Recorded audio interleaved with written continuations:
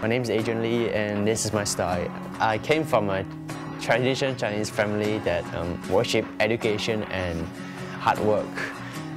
My father believes in God, but he doesn't live out any kind of faith, while my mother is a practicing Buddhist.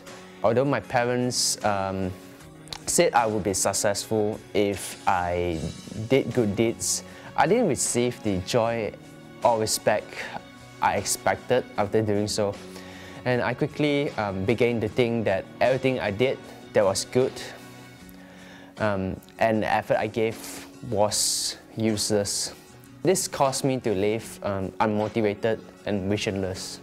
I first encountered Jesus when I was invited to a student organization like Nation to Nation 2 years ago.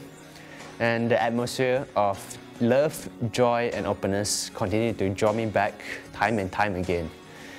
As I kept coming, Jesus finally convinced me who he is, and he said, "Follow me." As I began obeying his commands and plans for my life, he transformed my thoughts and processes, and I now see as an opportunity to serve him, to bring his righteous peace and joy to the people and system around me.